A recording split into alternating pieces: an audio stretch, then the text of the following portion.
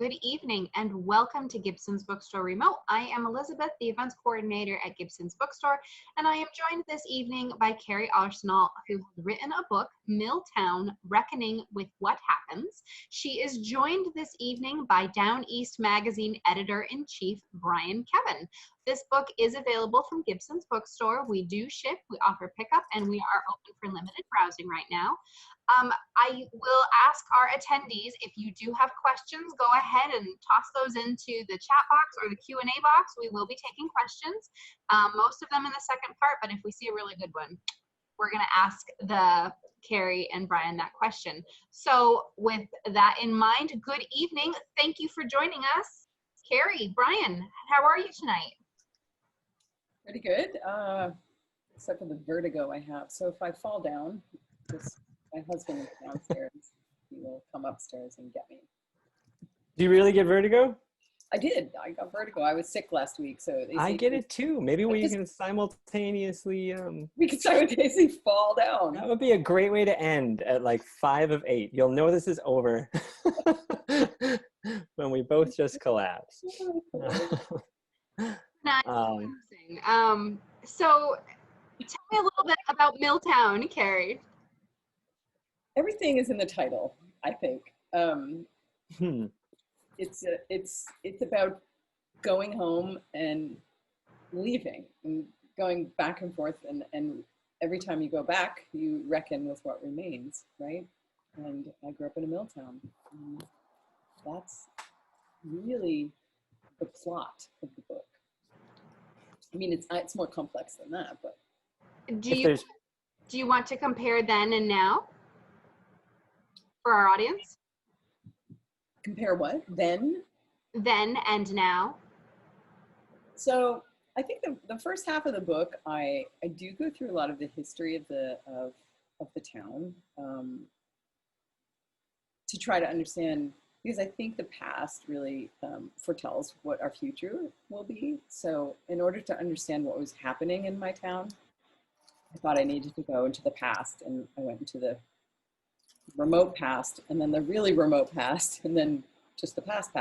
I kept going back and forth. And then I also just kept going home. So it was just kind of going back to those touchstones of home each time to try to figure out, and I would figure out something new every time I went home, I guess, if that's what she's asking. When you meet somebody at a cocktail party or a social function, and they ask you where you're from, and you have that like 30 seconds of their attention span to summarize Mexico and Rumford, like what does that sound like? Here's that conversation. Where are you from? Maine. Oh, I love Maine. It's so beautiful. It's God's country. The trees, the saltwater taffy, the blueberries, whatever. And I say, well, yes, that's lovely, but I'm not really from that Maine. I'm from this other Maine. And they're like, what do you mean? And then I try to explain the paper mill town. And then like, as I start to explain, their face slowly gets like sad. And there's no more talk of like lobsters and nice things. And then I start to feel bad. And then I say, oh, but it's beautiful, like the mountains, the rivers, the valleys, the people, everything. It was a great place to grow up. I had a wonderful childhood. So that therein lies the complexity of what I was trying to do. It's a place I love, but hated for a long time, and then loved and then hated. And I don't know, and trying to describe that to somebody without throwing anybody under the bus, including myself. Right. Complicated. Well, I'm not sure I said this to you. We should tell the people listening that you and I had a prior conversation where we were able to kind of just scratch the surface of the book and the impetus for it and some of these ideas. I don't think I said this to you then. When my wife grew up in Maine, when I moved here a little over 10, 11 years ago, the Maine of my imagination was very much the mountains, the woods, Moose Lakes. And I don't know why that is. It maybe resembles my like northern Wisconsin upbringing. I knew about lighthouses, I knew about lobsters, I knew about the coast, but it was a very rude awakening when I got here to realize the extent to which Maine is synonymous with coastal Maine for so many people who have a relationship with this place, whether it's just as a visitor or summer home or whatever. So I'm curious, when you were growing up, What was your relationship to the other Maine? You write in the book sort of about like going to Old Orchard Beach to prove you've been somewhere, or get the tan that proved you'd been somewhere, which is tantalizing. But like, how did you think about that other Maine then? I think I felt like south of us there were things happening and there were opportunities there, and like people were making money and doing things. It just felt like there was so much going on. And you have to understand too, I think a lot of people on this call know that Rumford, New Mexico is very isolated too, an isolated part of Maine. So, we would just get our school clothes. It was an hour drive to Lewiston or whatever. There was no nearby city or place to go. So South felt very like things were happening. I was really unsure of what those things were. We didn't go to the coast except for on vacation to my grandparents my father's mother lived in Kennebunk. But as I write in the book, closer to the town dump than to the beach, even though we did go to the beach. But I loved picking through the dump with my grandfather. That was sort of. I am certain Kennebunk has an exquisite dump. I've never been, but it just seems like it would be lovely. They have a dump parade and everything. It was a big thing. It's a whole thing. You might want to check that out, Down East Magazine. That's new to me, a dump parade. What does that I don't know mean? if they're still doing it, but they used to, like Miss Dumpy or Dump, I don't know, but there's a dump parade. Take a note. So my experience was that, or, things happening that I was unsure about. We sort of had what we needed. I mean, it was a good childhood. We ran around like, kids and rode our bikes and played hide and seek, and there were tons of kids, tons. I mean, I think I listed them all at one point. In my neighborhood alone, there must have been 4 dozen soccer teams or something. For a lot of kids. French Catholic, a lot of them, or Irish Catholic, a lot of kids. So we didn't go far. We didn't need to go far. I didn't really want to go far much. It just felt like very remote, whatever was happening on the coast. Special, remote, I didn't really understand it, I don't think, until I was older. Didn't understand that there was some sort of a dividing line between what was happening on the coast and what was happening in no, that's something I really didn't. Maybe a little bit, if we happened to play sports against one of the teams that was along the coast or something, maybe there was. I don't think I really thought about it much, to be honest. Because you hear a lot here about the 2 Maines, and I know we're technically in New Hampshire on this call right now, so I'm not going to dwell a lot on this, but it's obviously really germane for the book. And I'm people on the call who are familiar with that phrase, and you've since covered a lot of ground. And you could summarize for us some of your pathways, from Mexico back here. But I'm curious, have you found that dichotomy between this Maine and that Maine is fairly unique to this place, or is it a little bit universalizable? Do you feel like you see that divide in other places where you've spent a lot of time? It's universal, really. I mean, it's the haves and the have-nots, or I don't know did you see that movie, The Rivals, too? There's a documentary put up by the Smithsonian about the Mountain Valley, which is our football team, Mountain Valley football team against the Cape Elizabeth Capers football team. And I think I'm just using that as sort of a metaphor that it is a dividing line of, like, I can give an example. The Cape Elizabeth had AstroTurf, and they had money and football boosters, and in Mexico in Rumford they had dirt and not a lot of money, but tough and grit. But there is that dividing line, but there's also gray zones too. It doesn't. I'm not saying that every community is divided, but I think there's always a tension there. I mean, I lived in Sweden. There was that. I think the population when we lived there, somebody can correct me, I'll probably be wrong, but it was like we were living in Malmö, Sweden, and it was 80% Muslim there. It was a little strenuous on the Swedes population. They'd take in refugees and they'd say, now be Swedish. It was problematic. Sure. Lived in Williamsburg, Virginia. very similar. You know, you have the College William and Mary versus like the militaries there. You know, that's where we Okay. So Right. I think there's always some kind of tension between two places. Every place Well, one thing you write about people of Mexico and Rumford, and this I feel like recurs throughout the book, is you say that I think you're writing about Terry Martin at this point. It's fairly early on. And if you feel like you should explain who Terry is, I'm sure people would appreciate hearing that. But you say that you and she shared a historic view of life, and an idea that the past was inseparable from our present. But you kind of ascribe that to the towns in general, this historic view of life. And I just wonder if you can unpack for us a little bit, like what that means, what the alternative is. The alternative. Huh? So Terry Martin, for those of you who don't know, it was, well, first of all, she was instrumental in helping me write this book. Her husband was Dr. Martin, who was the town doctor in our town. And Terry was actually a nurse too, a health practitioner herself. And both of them together did so much to try to examine, investigate, unpack, bring to light the connection, the possible connections between pollution and disease in our town, which there was a high incidence of cancer rates in our town.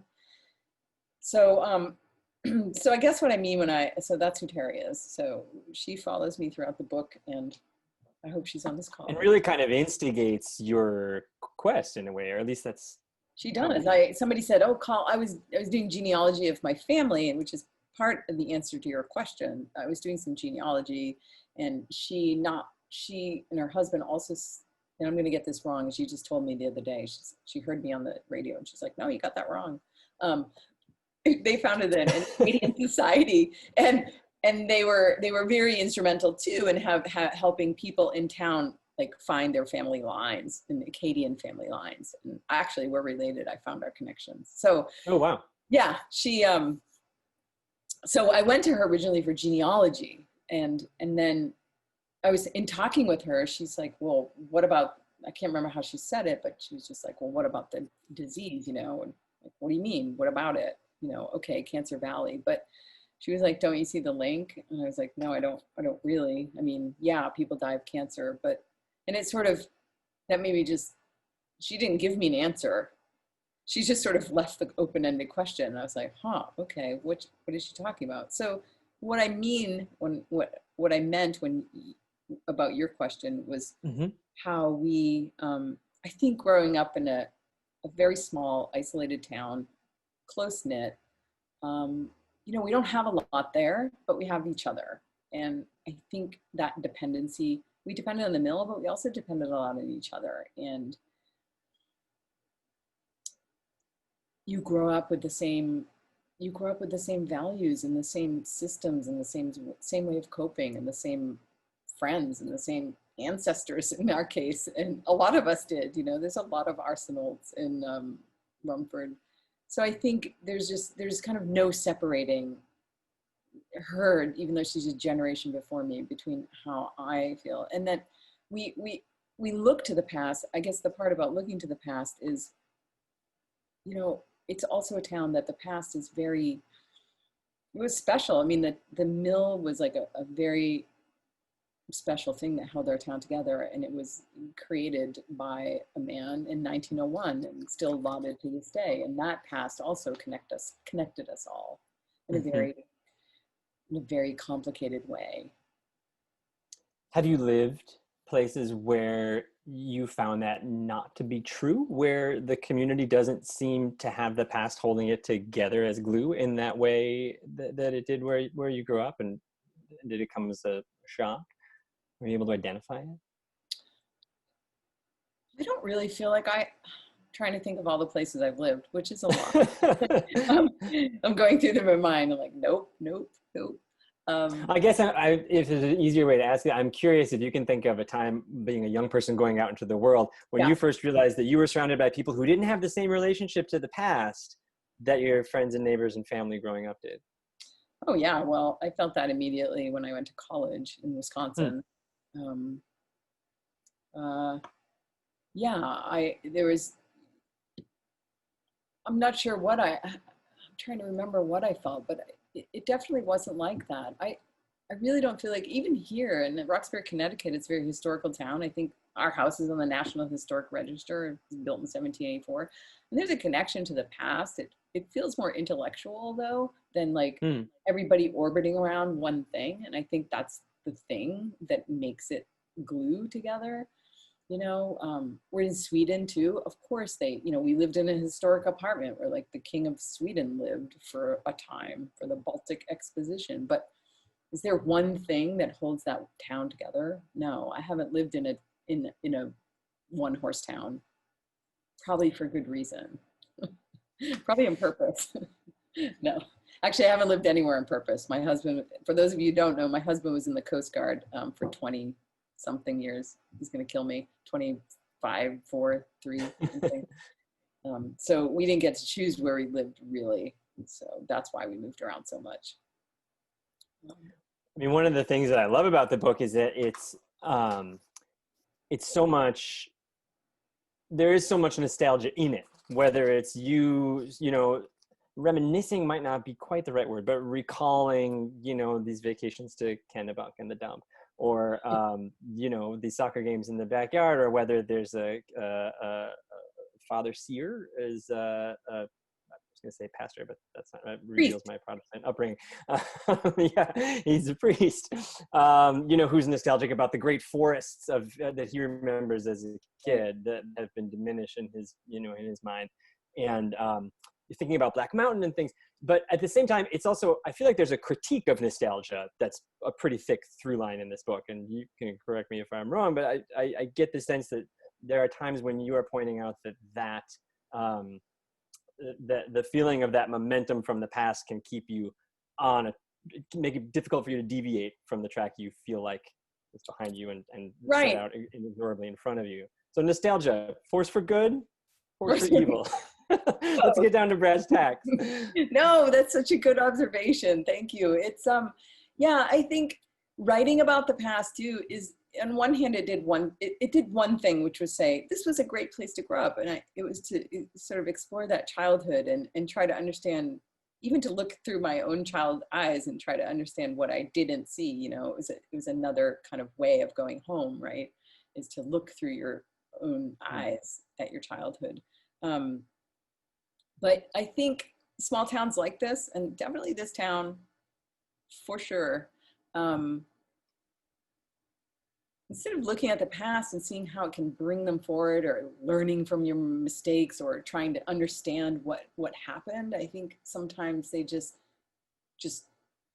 like applaud the past, and that's like it doesn't seem very healthy. And it was interesting because there was the Maine Sunday Telegram did a piece on me over the weekend, and the economic developer from Rumford.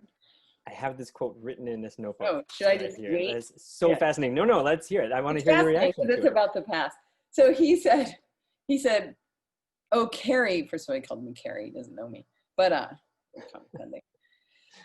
Kerri's book is about the past. And and how did he say it? Why don't you quote it? It's important to remember that this book is about the past and not our present or future. This is the Rumford Director of Economic Development. And I thought, it's patently spin, and that's fine. But I wondered if there's a part of you that reads that and takes heart a little bit, that like, well, maybe maybe it is easier to branch off or to envision a future that doesn't look as much like the past than it might have been. Which would be great, but you have to reckon with the past. Again, back to the title, they have to reckon with that past. And I think that, well, I shouldn't say they have to. I did it, and I'm saying, and I've been involved with some things in Rumford. I just think if you want to move forward into the future, if that town wants to move forward, they just need to just consider it. And I say this, and I should illuminate people. And I say this because, Nestle, to make a long story short, is now owns some water rights in Rumford in Mexico. And, some of the town leaders opened them with open arms, but it really felt like a similar situation to the mill. It was just kind of one thing to orbit around, and you know, they need to sort of expand a little, you know, and to go back and do the same thing into a big company that doesn't really care about the town at all, worse than any owner of the mill. I mean, Nestle could care less. I just thought that, I guess that's what I mean, is to look at the past, say, is this really good for our future? You know, and this book is not about the past. I mean, it's about people living there now, living and breathing. And, you know, I go into childhood hunger. There's children there that one out of 4 kids are food insecure, or no, more than that in Rumford, 4 to 5 or something. There's the opioid crisis, there's the presidential vote, there's all kinds of things that are in this book that are not about the past, but that are precedented on the past, I think. But when you talk about reckoning, you are talking about, and I guess out of consideration for anybody who's just starting the book or hasn't picked it up yet, which needless to say, it's fantastic and exquisite and does a nice job of making these points through a bunch of different means, but I love all the smallish profiles of not historical people, real present people living through what you call at one point a cathedral of trauma. I'm curious about that. But by reckoning, you mean looking forthrightly at some of the negative community health effects and some of the negative environmental effects that went along with having this inconceivable patron that was the mill. Is that a fair summary? Yeah, looking at the environmental effects and saying, you know, not just what happened, but what's continuing to happen environmentally there too, which, you know, it seems like it's in the past because there's no longer, you know, dirty sheets on the line, and there's no more rainbow colored rivers or big walls of foam coming at you, you know, like we saw when I was a kid.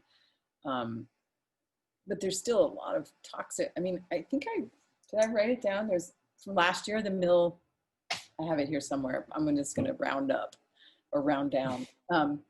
Over 2 million toxics were dumped into the atmosphere or the soil or the land by the mill just last year, or 2 years ago. No, so it was 2018. They haven't done that. And those are that's all on the EPA's website. You can look it up for any year.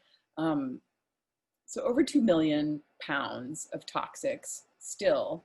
And that's just that mill in that town, one industry, you know, just add it up over across the country, which you can if you really wanted to spend some time on that website, but it's astronomical.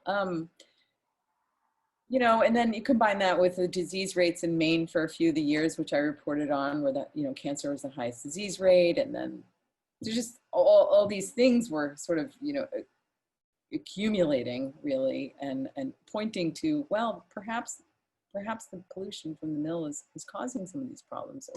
But you know, naturally, you can't really say that. I can't say that. Nobody can say that unless Well, you talk about that, and it's poignant and it's frustrating, as you know, anybody who's reading this book that has a little bit of capacity for outrage, or honestly, outrage might even be too strong of a word, just a desire to, you know, be forthright and address problems like that and improve people's lives. Yeah, you talk towards the end of the book, although this comes up throughout, about the seeming impossibility of being able to draw a clear line, you know, between the environmental contaminants that we know are coming out of the mill, and if not the prevalence of cancer in general, certainly any specific person or family's kind of history of cancer. And even more broadly, being able to say, look, you know, the presence of this mill and the decisions made by its management are responsible for the elevated levels of cancer in Rumford and Mexico. And what I wondered is, was there a point early on when you thought you were going to be able to say that before this book was complete? And I thought for the first day, like, I was like, yes, like, I'm going to find that out, you know? Yeah. And so what was it like coming to terms with the fact that you weren't going to be able to say that as categorically as you maybe wanted to? I don't know if I've come to terms with it yet, honestly. I think there's still, I mean, look, you can't, science is based on uncertainty, you know, unless you put like a little motorize something in your chest the moment you're born. I don't know how you can track everything that goes in and out of our bodies and say, this is linked to this, you know? But there's other ways, there's other evidence, I think. And, you know, and that's kind of how I started looking at it by, you know, 3/4 of the way through. I'm like, okay, this is a pile of evidence. It's not scientific. Some of it was, I mean, I was reading reports and things, and but talking to humans and just seeing you know, if you go through my book, there's like half the people died in it as I was writing it of cancer that lived in that town. And since publishing my excerpt, I've had more people emailing me, you know, telling me their stories of cancer. And so there's a point when common sense, I feel like, can prevail over our scientific certainty. You know, if you just step back and look at something, and that's part of what this book tries to do, is like to go up close and look at all those very sciencey and very discrete things, but then also stand back. You know, it's that, again, that tension of going home and leaving, and going home and leaving is also mirrored in the same way of looking at cancer rates and evidence, and just being able to stand back and say, okay, this makes sense. And that's what I wish sometimes our leaders would do, is just say, you know, okay, we can't prove there's a cancer cluster in a town, but, you know, 5 people, or it was some crazy amount, like 26 kids or 23 kids that at one point were in the Dana-Farber Cancer Center, or from Rumford in Mexico, out of like 32, or I don't know, some astronomical number. You know, when do you have to stop saying, okay, we need to prove it, and say, you know, maybe we should prove the opposite. Like, let's prove that this is not causing the cancer or something. I don't know. Well, I wondered that, you know, as I read that section about drawing lines, which is towards the end of the book. But again, you kind of, it's circling all throughout. To what extent our completely natural and understandable human and rational desire to draw lines like that maybe gets in the way of our policy making, or gets in the way of us, you know, making decisions that could positively benefit our community. So I was hoping you would tell me exactly how you came to terms with that ambiguity, and thereby we could share it with the rest of us to our great benefit. No dice, huh? How I came to terms with it. I wrote this book. No, I haven't. I mean, I feel like there's still work to do, and there's still things to think about, and there's still things I need to explore or to prove, or people to talk to. It's an endless project, trying to find out something that doesn't want to be found. Mm-hmm. I mean, I think the one thing I did find that does come at the end of the book is I find a cancer report, an EPA report that actually isn't published. So it's not like I found it, but it's not published, or it's not public. So that's ironic. That really takes dioxins, the main toxic that I kind of take to task. I mean, there are plenty of toxics. I just chose one. I just chose dioxins because they're the most dangerous kind. Yeah, and there's literature. I mean, there's a lot of literature, and it was used in Agent Orange and that kind of stuff. So yeah, what am I talking about? Yeah, how did I come to terms with not finding it? I don't know. I think this book asks more questions than it gives answers. And I think that's what people in communities like this need to do, is ask questions. Although, to be fair, this took 10 years. Who has that kind of time? Like, you have to go to work 9 to 5. Who has time to go to the DEP for like 5 days and, you know, eat hot dogs while you just look through like coffins full of documents, basically, is what I did. Yeah. And that was just one trip. So I don't know. But asking questions like Doc Martin and Terry Martin did, and like Terry, yeah, is really important. And that's what this book does. I don't have any prescriptions. I don't have any answers except for to ask questions. You and I talked on the phone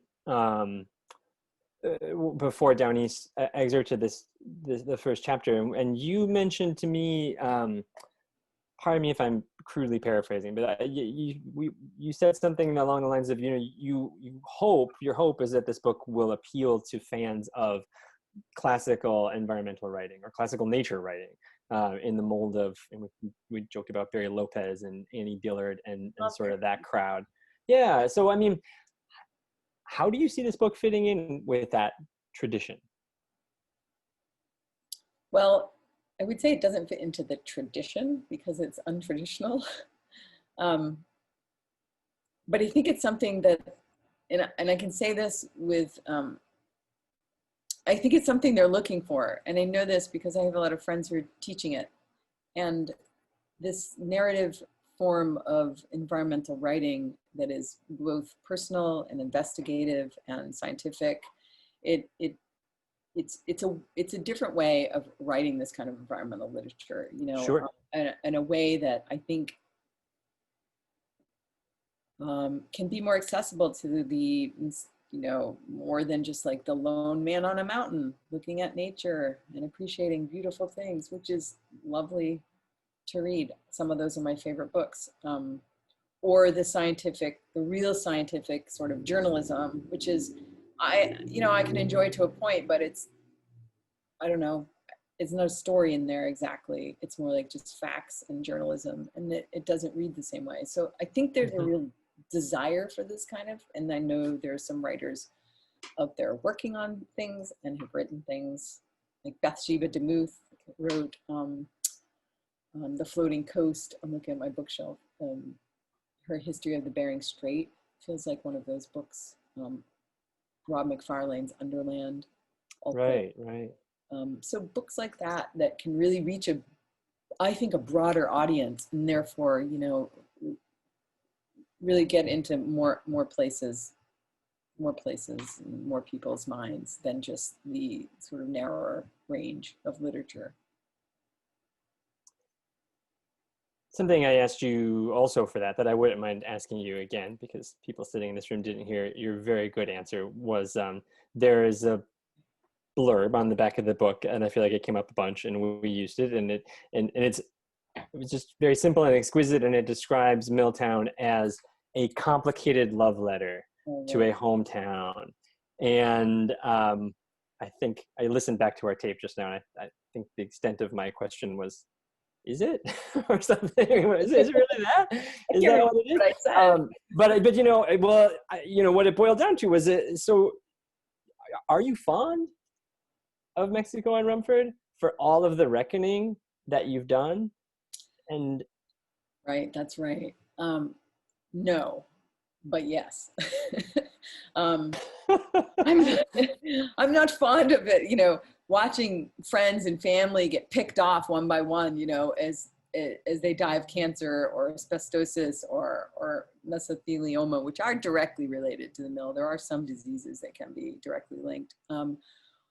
Or just watching, you know, family after family just be gutted by it. So for that, no, you know, and the mill, yes, it gave my father, my grandfather, my great grandfather, both sides of the family, like it gave us everything, but then it took it away. So, you know, when people always say, you know, it smells like money, or it gave us everything, and does that really balance out, you know, but it killed people? Does it really? And I don't, you know, I'm not saying get rid of the mill. I'm like, make the mill better, make it less pollution, you know, don't let it pollute as badly. Hold these extractive industries to a higher standard, even as you welcome what they have to offer.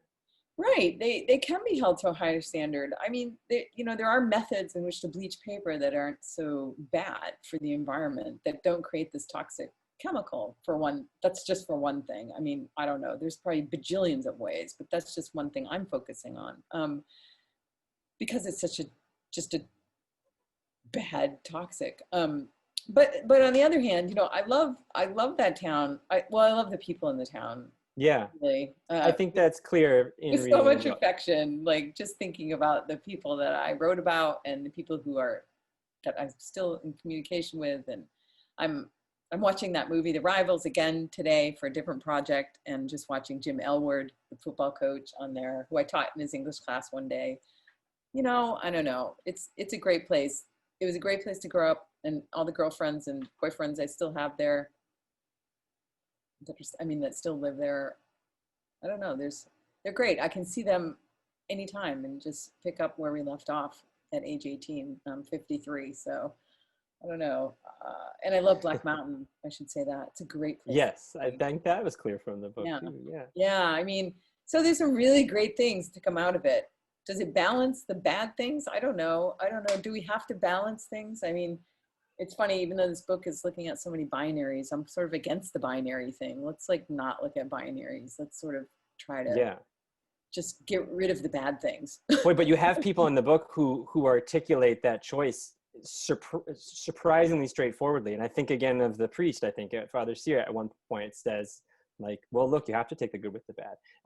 You know, here in the present, being able to acknowledge some of these consequences, you know, being able to say like, yeah, it's a bargain, and we picked this side, and that's kind of shocking, honestly, to hear someone articulate that. Yeah, and he said it, and as well as Ed Muskie, who grew up in Rumford, and penned the Clean Air and Clean Water Act. He grew up in Rumford, and he too tried to figure how can you enjoy an environment, but also use it, I guess. Sure. Yeah. A better word. But he struggled with the same dilemma, but he was, I guess, a conservationist instead of a preservationist. He's not trying to preserve. I don't know. So, like, I'm just an accidental environmentalist here.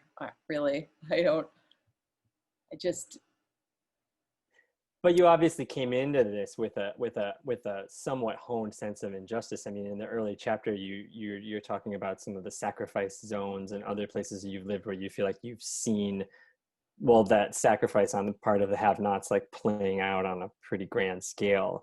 Yeah, I mean, I saw it and I read about it. Read the New Yorker. You read all the things about all these terrible things happening in the Niger Delta and all these places, but did I ever even think about connecting it to my home until I was age 40 something? No. That's how long it really took.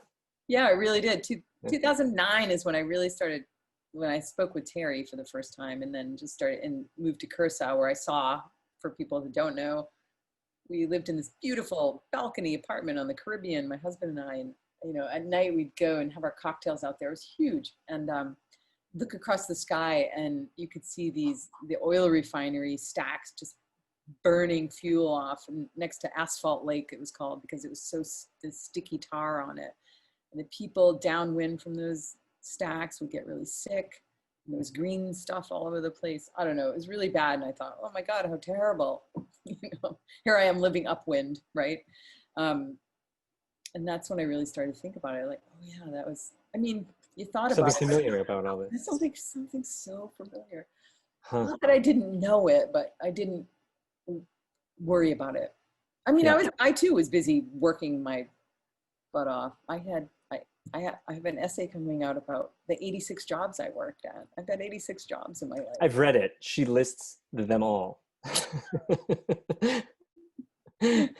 they're I was all busy in there. too. Like, who has time to think about dioxin? I don't know. It's a lot. No, that's a fair. Yeah. So ask questions, but like, who? It's a conundrum, really. And I just think we need to have more responsible leaders. So really, what I want to come out of this book is, please vote. Sure.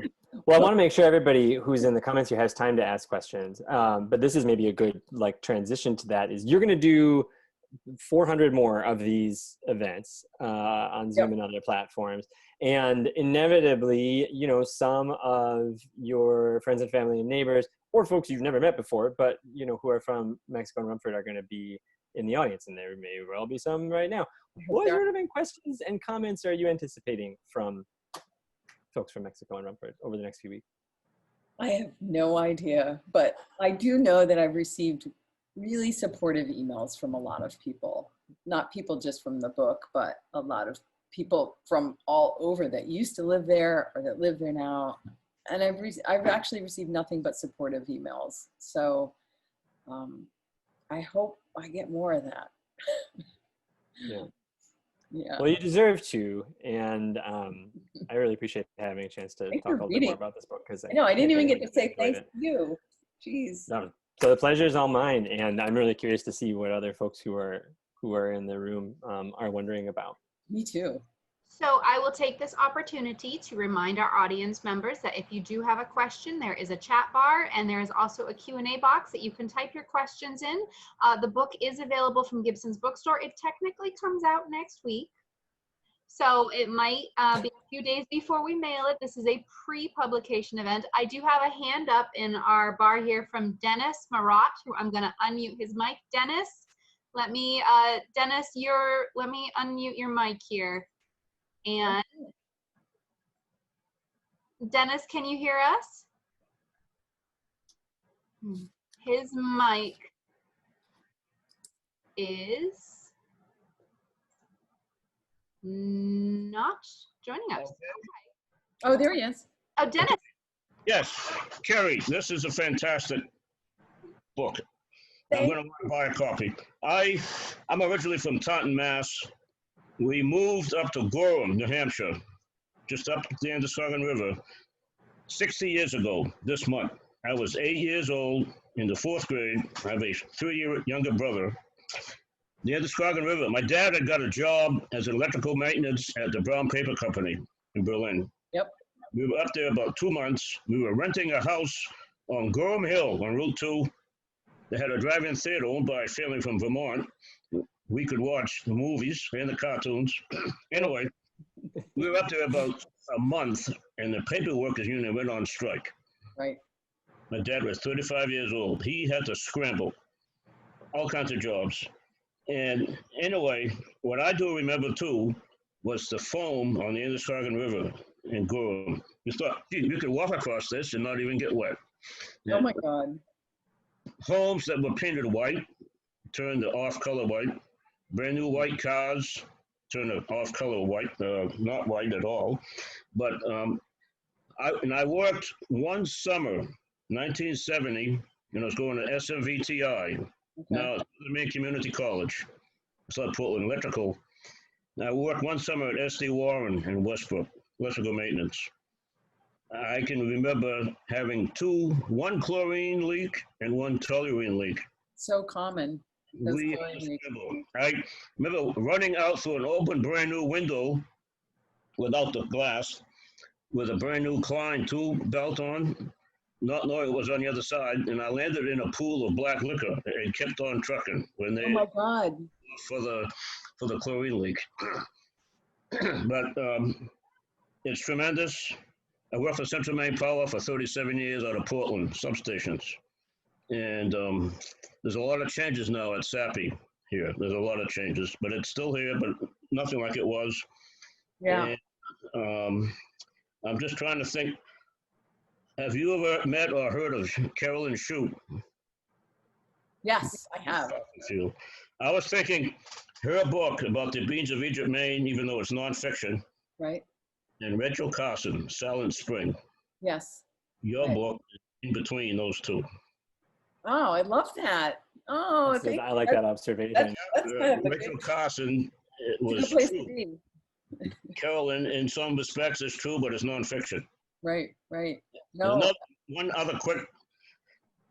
There was a tannery in Saco where we had a switch yard for Saco Defense, Mermont, back in the 80s.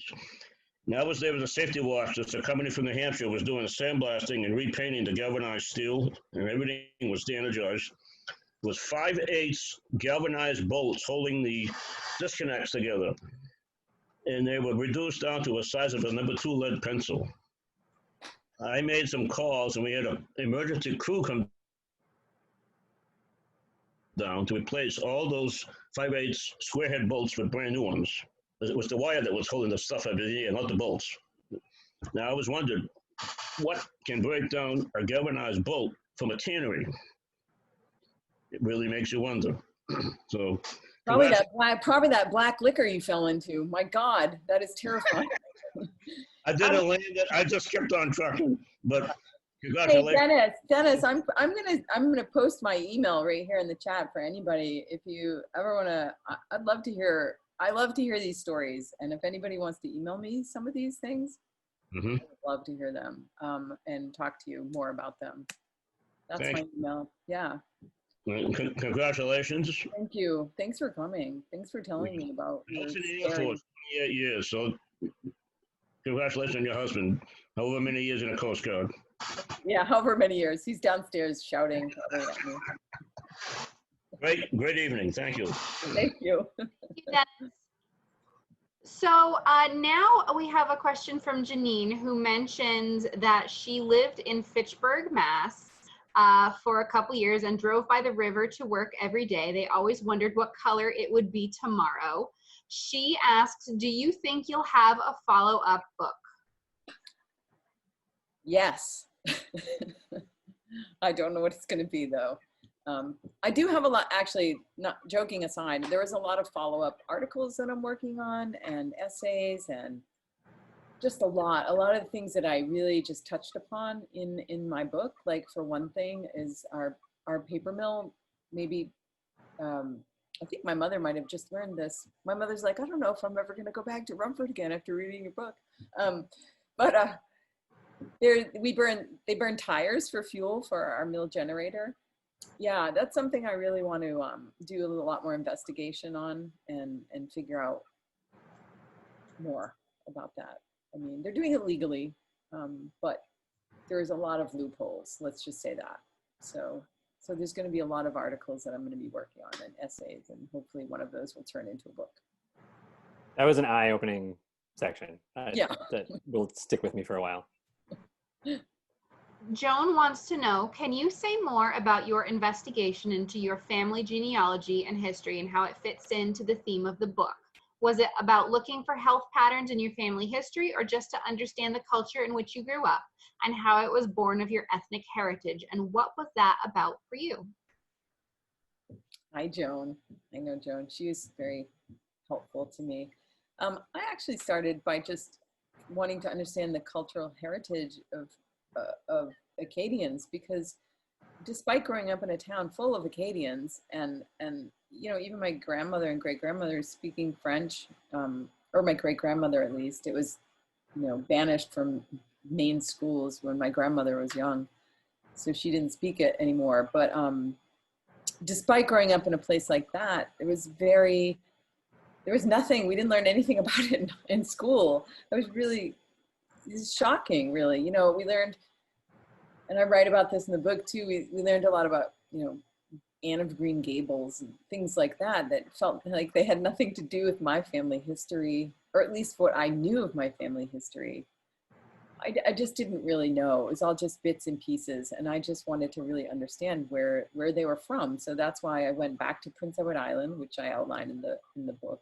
And it's not like, okay, I go back and now I understand everything. Certainly it's a constant ongoing process of, like, really, you know, understanding heritage and identity, and then going back from Prince Edward Island, going back to France too, from whence they came. So it was really started out as a cultural thing. As far as disease, no, I wasn't looking at that. I think the disease parallels, you know, there's been studies that say French Canadians are, you know, more susceptible to heart disease. I've read that, but I feel like, here's my unscientific opinion, is that there's a lot of those people were working in mills and manufacturing, and, you know, I know a lot of those chemicals cause heart disease. Or are related to heart disease. So I don't know, you know, people should look at that as the connection. I find weird that they haven't. So yeah, it's more to find out more about my cultural heritage than anything, which I feel like I found some out, and I've met some incredible people along the way. Joan herself included, the one that's asking the question, and her brother, and David, who wrote in a really incredible book last year, the year before. Yeah, and just, there, I'll stop. Okay, so we have a question from Murray, who says, it's a great book and this is a very interesting discussion. Did you have a favorite book that provided a template for yours when you were starting the project? No, because I didn't know what I was writing about. I thought I was writing about family heritage. But obviously, as I got going, you know, Rachel Carson's Silent Spring, I felt pretty close closely aligned with. I mean, I actually have a bulletin board over there with all her original reviews of Silent Spring packed up over there. So that's probably one you could say was, yeah, that's the main book I think that I thought about, because she did it in such a storytelling way, you know. I mean, she was a biologist, so that was different. She had a lot more knowledge than I did, and that came through.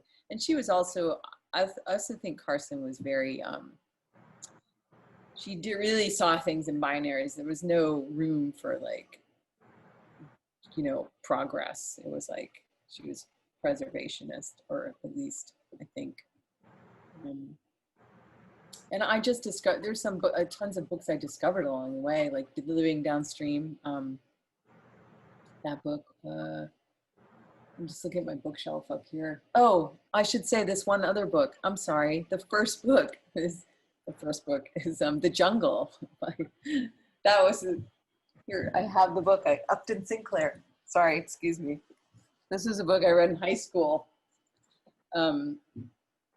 That actually, I feel like, formed my sense of injustice, really, about the stockyards in Chicago. So we have time for one more question. And for that, I would ask you a two-part question. Can you give us a memory from your childhood that you might look back with adult eyes that is different now? And then just a happy memory from your childhood growing up there. Oh boy, a memory that is, wait, say that again? A memory that you look back at differently with childhood eyes. Childhood memories that you look back at with adult eyes. I'll never forget that. I think I was about 10 years old and I was playing third base, and I remember getting up to bat. This is a very vague memory, but I remember hitting the ball really hard. I was a very small person. And I remember one of the parents shouting from the bench, "Wow, she hits pretty good for a girl." And I thought that was such a great compliment. So with my adult eyes, I don't know. I think I don't need to explain that one, but I have that memory. It's very strong. And it also made me, it made me realize then, though, as a little kid, I was confused by the difference. I was like, I was confused that they were even talking about that then. I guess I'm confused now why they brought it up, but for different reasons, anyway. Happy childhood memory, they're all of them. I mean, really, our backyard. Was that the second part of the question? Yes. Yeah. Well, we used to play Planet of the Apes, actually. Like, that was a really big movie. It remains one of my favorite movies. And I had this Planet of the Apes treehouse. It's like, I didn't have Barbie dolls. I had a Planet of the Apes treehouse. So, so my friends and I, we would pretend there'd be the humans and the apes. It probably sounds really bad right now, but I loved playing that. That sounds delightful, honestly. The imaginative play potential of that is tremendous. And you were learning problem solving, teamwork, and conflict. We were. It was not, nobody got injured. Lastingly. Nobody got lastingly injured. Lastingly injured. Statue of Liberty. I was just, there's no Charlton Heston in my backyard. So thank you very much, Kerri. Thank you, Brian, for joining us. The book is available from Gibson's Bookstore. There is a link in the chat box there, and we will be sending the link out afterwards. We have recorded this evening. We will be posting this later in a few days. Thank you for joining us tonight. Everybody joining us from home, joining us from Connecticut, from Maine, from New Hampshire, from New England. Thank you very much, and have a great night, everybody. Thank you.